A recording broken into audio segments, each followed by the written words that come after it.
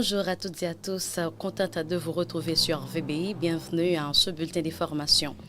Le directeur général AI de la Police nationale d'Haïti, Ramon Ormil, a dirigé le mardi 4 mars 2025 une importante réunion stratégique avec les responsables des unités spécialisées de l'institution.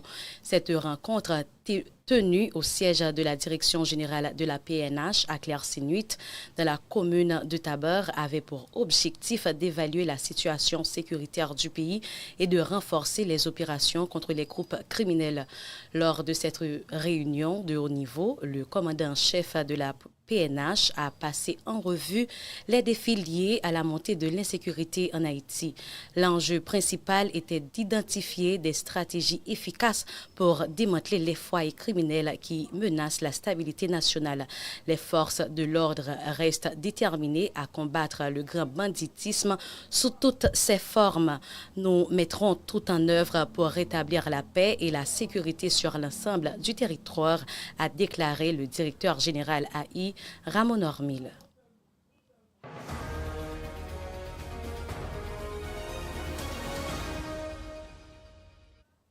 Les autorités de la Direction générale des douanes, DGA, de la République dominicaine ont intercepté un important chargement d'armes et de munitions en provenance des États-Unis et destiné pour Haïti. Cette saisie a eu lieu lors de l'inspection de conteneurs en transit depuis Miami en collaboration avec le ministère public dominicain.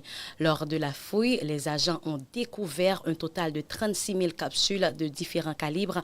Ils ont également mis la main sur 18 chargeurs de fusil ainsi que 13 chargeurs de 9 mm. Un chargeur pour fusil de calibre 50 a aussi été saisi, en plus d'un silencieux et d'une boîte de pistolets. Par ailleurs, 23 armes à feu ont été trouvées, parmi lesquelles un fusil Barrett de calibre 50 mm, 17 fusils de calibre 7,62 mm, un fusil de calibre 9 mm, 5 pistolets Glock de 9 mm et une mitraillette Uzi à appeler que. Cette saisie s'ajoute à une autre opération récente au port de Haïna où 37 armes ont été confisquées.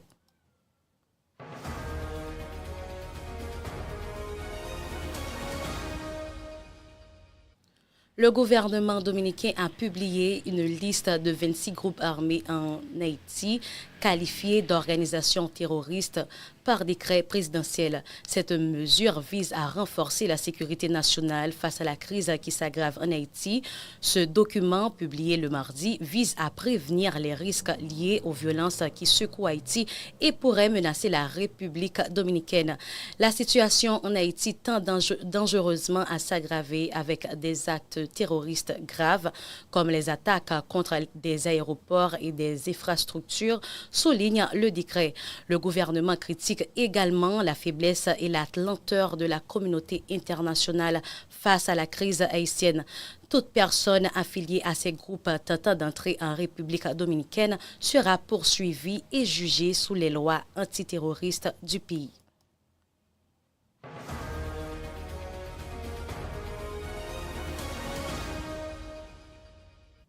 Le groupe d'appui aux rapatriés et réfugiés, GAR, tire la sonnette d'alarme face à la montée des expulsions de migrants haïtiens par la République dominicaine.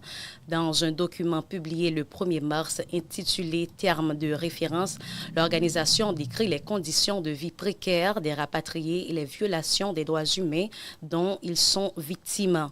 Depuis octobre 2024, les autorités dominicaines ont intensifié leur politique migratoire avec l'expulsion de près de 100 000 Haïtiens chaque semaine.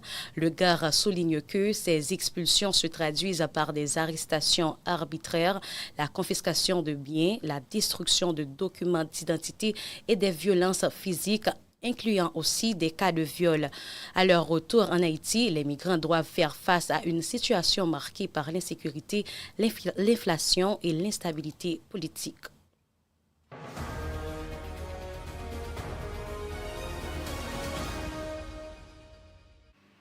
Hors de nos frontières, le Canada a officiellement déposé plainte devant l'Organisation mondiale du commerce contre les droits de douane punitifs de 25% instaurés par l'administration américaine sur l'essentiel de ses produits importés aux États-Unis, a confirmé l'OMC ce mercredi.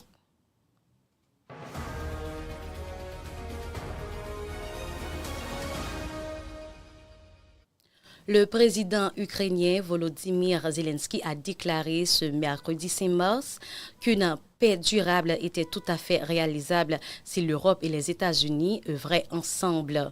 Nous voulons tous un avenir sûr pour notre peuple. Pas un cessez-le-feu provisoire, mais la fin de la guerre une fois pour toutes. Avec nos efforts coordonnés et le leadership des États-Unis, c'est tout à fait réalisable, a-t-il écrit dans un communiqué sur les réseaux sociaux à l'issue d'un entretien téléphonique avec le chancelier allemand Olaf Scholz.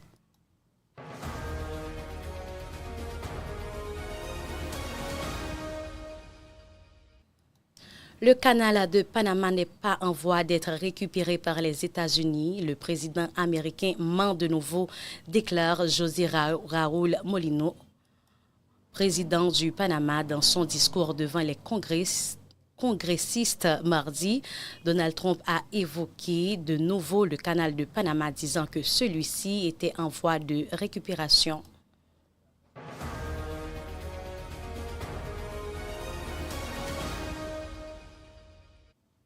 L'Afrique du Sud a dénoncé ce mercredi dans un communiqué de son ministère des Affaires étrangères qu'Israël utilise la famine comme arme de guerre à Gaza en bloquant depuis dimanche l'aide humanitaire dans l'enclave palestinienne. En empêchant l'entrée de nourriture à Gaza, Israël continue à utiliser la famine comme arme de guerre, accuse Pretoria, à l'origine d'une plainte pour génocide visant Israël devant la Cour internationale de justice.